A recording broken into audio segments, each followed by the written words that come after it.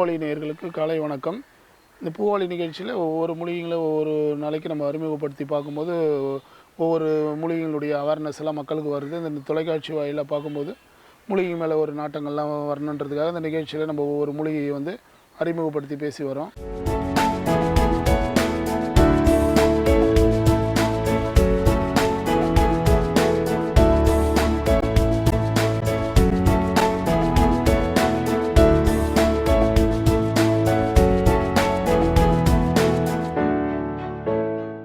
மூலிகையை வளர்க்கணுன்றதுக்காக நம்ம ஒரு முக்கியத்துவம் கொடுத்தோ இல்லை வேறு இதுகளோடு பண்ண வேண்டியதில்லை.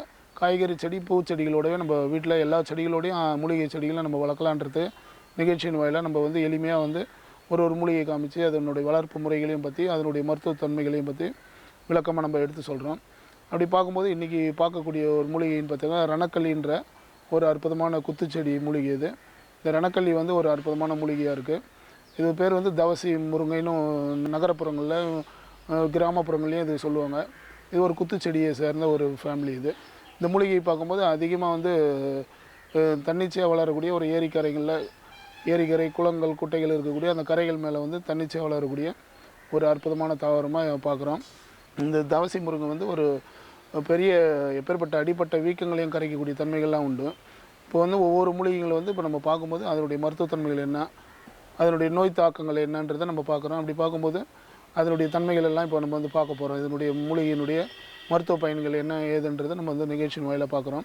அப்படி பார்க்கும்போது இந்த தவசி முருங்கை இந்த ரணக்கல்லியினுடைய மருத்துவத்தன்மைகள் என்னென்று பார்க்கும்போது இந்த மூலிகை அதாவது அடிப்பட்ட ரத்தங்களை கரைக்கக்கூடிய ரொம்ப ஒரு அற்புதமான மூலிகையாக இருக்குது.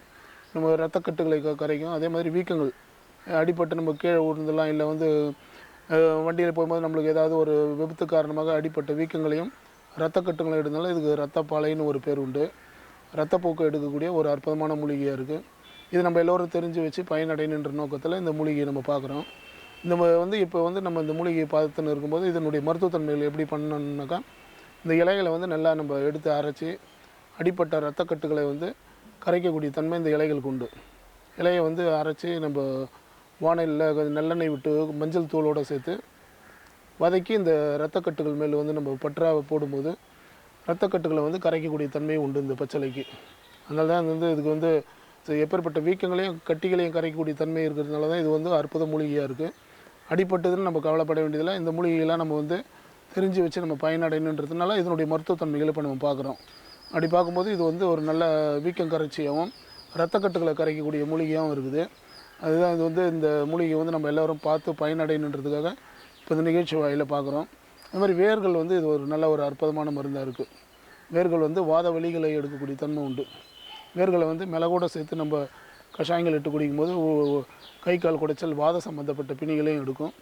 மேக சம்மந்தப்பட்ட பிணிகளையும் எடுக்கிறதுக்கு இலைகளும் கட்டிகளை கரைக்கக்கூடிய தன்மைகளும் நல்ல அதிகமான ஒரு மருத்துவத்தன்மைகள் வாய்ந்த ஒரு அற்புதமான எளிய மூலிகையாக இருக்குது. ஆனால் இதெல்லாம் தன்னிச்சையாக வளரக்கூடிய ஒரு அற்புதமான தாவரம். இதை பார்த்திங்கன்னா இதனுடைய மருத்துவத்தன்மைகள் அதிசக்தியாக இருக்குது. எல்லோருமே முன்னோர்கள் இதை பற்றி பயனடைஞ்சு எல்லோருமே பயன்படுத்தியிருக்காங்க. வழியாக நம்ம முன்னோர்களும் இதை நம்மளுக்கு வழிகாமிச்சு இனங்கண்டு எல்லாமே பாடல்கள் மூலிமா சித்தர்கள் எல்லாமே ஒரு மூலிகையை அறிமுகப்படுத்துறதுனால இக்காலகட்டத்தில் இருக்கிறவங்களுக்கு நம்மளுக்கு ஈஸியாக தெரிஞ்சுக்குவோம். அதனுடைய மருத்துவத்தன்மைகளை பார்க்குறதுக்கும் நம்மளுக்கு ரொம்ப சுலபமாக இருக்குது. அப்படி பார்க்கும்போது இன்றைக்கி பார்க்கக்கூடிய இந்த மூலிகை ஒரு அற்புதமான மூலிகையாக இருக்குது. இந்த மூலிகையை எல்லோரும் பார்த்து இந்த நிகழ்ச்சி வாயிலாக பயனடையணும்.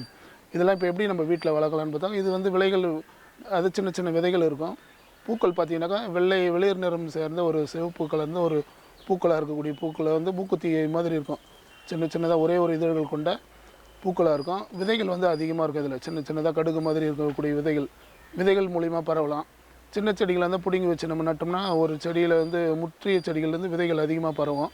விதைகள் மூலிமா நம்ம செடிகள் நிறைய விழக்கூடிய செடிகள் எடுத்து பாலித்தீன் கவர்களில் பூச்செடிகள் வைக்கிற மாதிரி நம்ம தொட்டிகளையும் வச்சு இந்த மூலிகை வளர்க்கலாம்.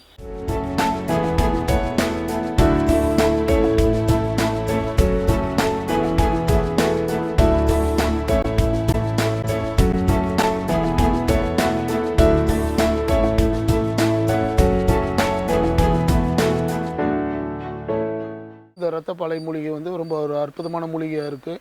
இது எல்லோரும் பார்த்து இந்த நிகழ்ச்சியின் வாயிலாக பயனடையணுன்ற நோக்கத்தில் இந்த மூலிகை இப்போ அறிமுகப்படுத்தி பார்த்து நம்ம அதனுடைய மருத்துவத்தன்மைகள் அது எப்படி நம்ம வீட்டில் வளர்க்கலாம், அதனுடைய மருத்துவ குணங்கள் என்னன்றதை பார்த்துருக்கோம். அடுத்த நிகழ்ச்சியில் அடுத்த ஒரு மூலிகையோடு பார்ப்போம். நன்றி, வணக்கம்.